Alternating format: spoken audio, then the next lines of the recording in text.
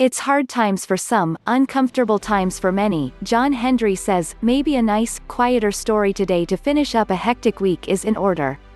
It takes place in probably the most maligned enclave in the valley, Vaneese, which gets no respect in this city.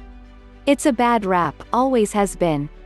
For a long time, the only courthouse in the valley was located in Vaneese, so every murder or robbery trial carried a Vaneese dateline in the paper, leading many people who didn't read past the headline to assume that's where the serious crimes were being committed when it was actually somewhere else.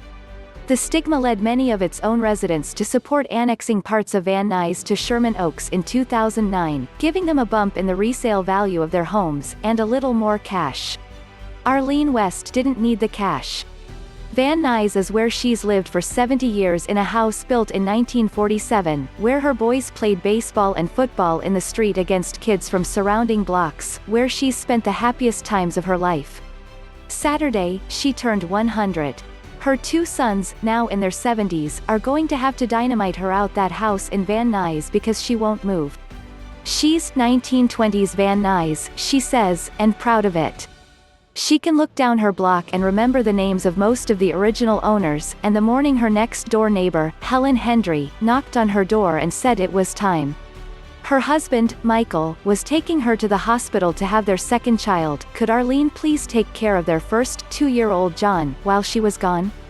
Of course, Arlene said. It was like she was asking to borrow a cup of sugar. No big deal. That's what neighbors were for, wasn't it? In Vaneese. John still lives in the house next door, and keeps an eye on Arlene for her sons. He's a retired postal worker who's walked almost every block of Vaneese, and can show you all the things that are so right about his town. All its historical landmarks as the heart of the valley, and the opportunities it gave so many young couples on tight budgets to afford that starter home, and hard-working immigrants a chance at a better life. Even if they find it by getting lost. Mike Zele was an Italian immigrant who came to this country the same year Arlene West was born. He came through Ellis Island, and the only person he knew in America was living in Venice, California. Come out and see the beautiful palm trees and vast ocean, his friend told Mike. So, that's what Mike did. A roustabout, he worked in the Buffalo Bill Wild West show touring the country to make his way west. When he got to Los Angeles, he went to the Pacific Electric station downtown to catch a red car to Venice. Where do you want to go? The conductor asked. Venice, Mike answered in his best broken English. Vaneese? The conductor said. Yes, Venice, Mike said. An hour later, he got off the red car on a dusty, dirt road in the middle of nowhere, just a bench and a small hotel.